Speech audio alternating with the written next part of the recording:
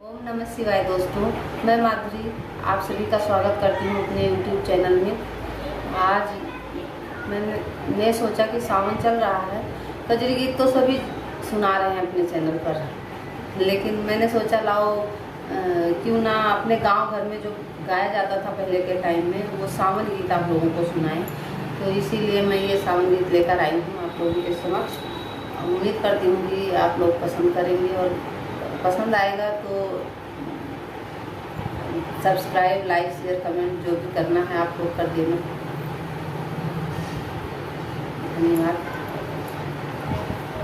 बाबा छोटी मोटी हथीनी सरब गुण, बाबा चाल चलई मधु चाल, हरिया रे सावन।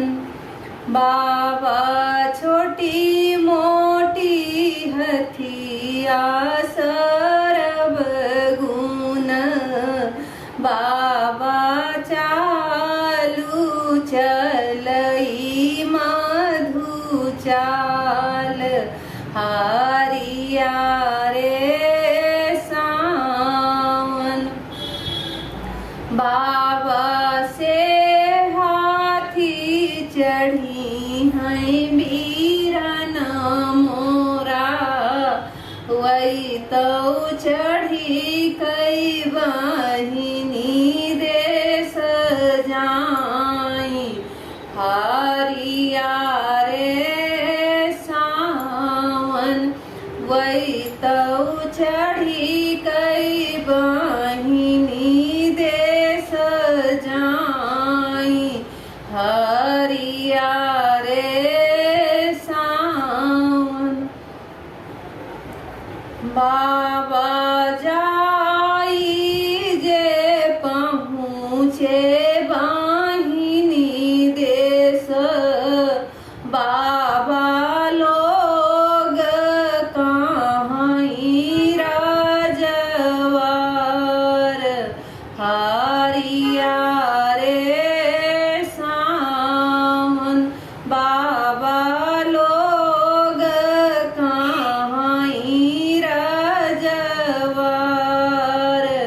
हरिया रे सावन। बाबा ना हमरा जाना बाबू, हम तो अपने बहिनी कई भाई, हरिया रे सावन। हम तो अपने बहिनी सग भाई, हरिया रे सावन। बाबा भीतरा से निकरी बहिनिया, बाबा हाथ डब्बा भर पान, हरिया रे सावन।